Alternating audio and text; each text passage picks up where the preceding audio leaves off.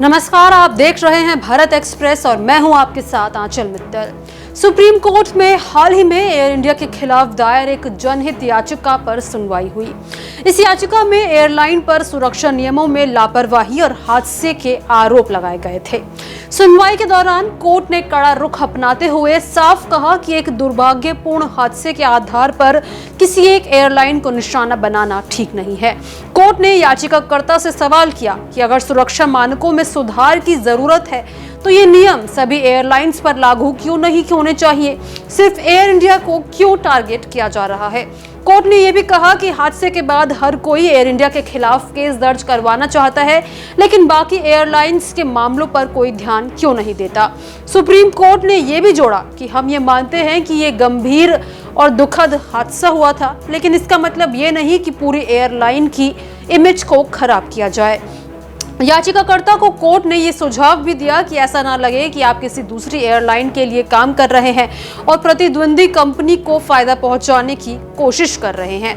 Court ने आगे कहा कि अगर आपको किसी एयरलाइन या उड़ान से व्यक्तिगत शिकायत है तो इसके लिए कंज्यूमर फोरम में जाकर मामला दर्ज करें।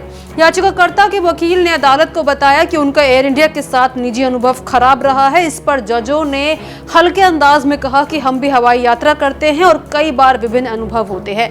सुप्रीम कोर्ट ने साफ किया कि अगर वाकई में सुरक्षा और यात्रियों की सलामती से जुड़े दिशा निर्देश चाहिए तो इसके लिए Directorate General of Civil Aviation यानी कि डीजीसीए के या संबंधित नियामक एजेंसियों से संपर्क किया जाए।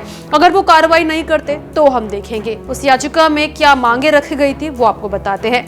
तो एयर इंडिया के पूरे बेड़े की अंतर्राष्ट्रीय विमानन सुरक्षा एजेंसी से जांच कराई जाए, ये पहली मांग थी। फिर दूसरी मांग थी कि डीजीसीए को आदेश दिया जाए कि सभी विमानन सुरक्षा घटनाओं के लिए पारदर्शी और सार्वजनिक रूप से उपलब्ध रिपोर्टिंग सिस्टम लागू हो।